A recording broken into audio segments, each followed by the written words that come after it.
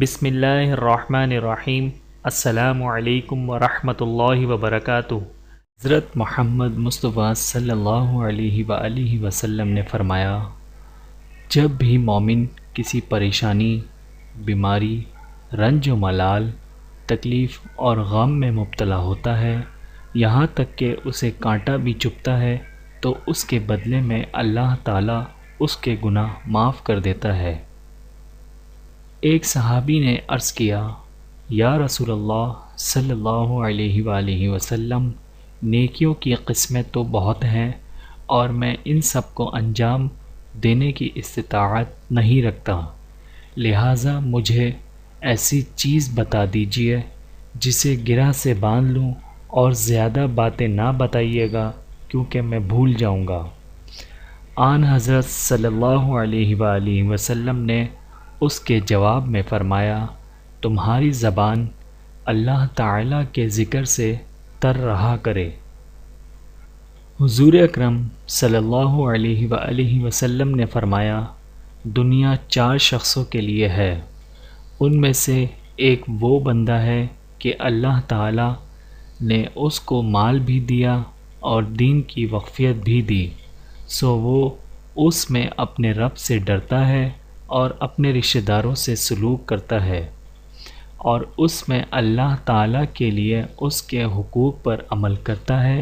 یہ شخص سب سے افضل درجے میں ہے۔ حضرت ابو ہریرہ رضی اللہ تعالی عنہ فرماتے ہیں کہ اللہ کے رسول صلی اللہ علیہ وآلہ وسلم ایک اناج بیچنے والے مرد کے پاس سے گزرے۔ آپ صلی اللہ علیہ وآلہ وسلم نے ڈھیر میں ہاتھ ڈالا تو اس میں ملاوٹ کی گئی تھی، تو اللہ کے رسول صلی اللہ علیہ وآلہ وسلم نے فرمایا، ملاوٹ کرنے والا ہم میں سے نہیں ہے۔ حضور اکرم صلی اللہ علیہ وآلہ وسلم نے فرمایا، میں اور یتیم کی پرورش کرنے والا جنت میں اس طرح قریب قریب ہوں گے، اور آپ صلی اللہ علیہ وآلہ وسلم نے اپنی 2 انگلیوں انگشت شہادت اور درمیانی انگلی سے اشارہ فرمایا۔ حضور اکرم صلی اللہ علیہ وآلہ وسلم نے فرمایا،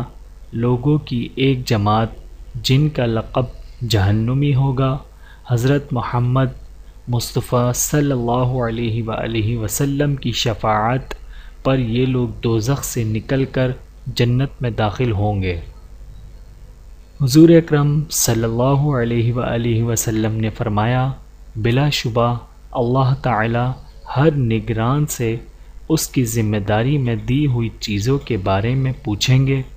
کہ اس نے اپنی ذمہ داری کی حفاظت کی یا اسے ضائع کیا، یعنی اس ذمہ داری کو پورے طور پر ادا کیا یا نہیں۔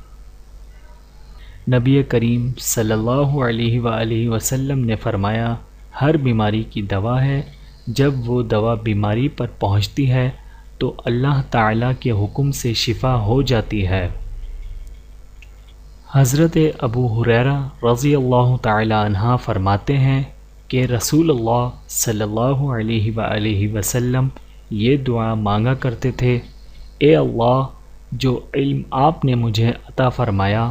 اس سے نفع بھی دیجیے، اور مجھے مزید ایسے علوم سے نواز دیجیے جو میرے لیے نافع اور مفید ہوں، اور میرے علم میں خوب اضافہ فرما دیجیے، اور ہر حال میں تمام تعریفیں آپ ہی کے لیے ہیں۔ حضور اکرم صلی اللہ علیہ وآلہ وسلم نے فرمایا، جس شخص نے مجھے دیکھا اور مجھ پر ایمان لایا اس کو تو ایک بار مبارکباد، اور جس نے مجھے نہیں دیکھا اور پھر مجھ پر ایمان لایا اس کو 7 بار مبارکباد۔ حضرت ابو امامہ رضی اللہ تعالی عنہ فرماتے ہیں کہ ایک دن صحابہ کرام رضی اللہ تعالی عنہ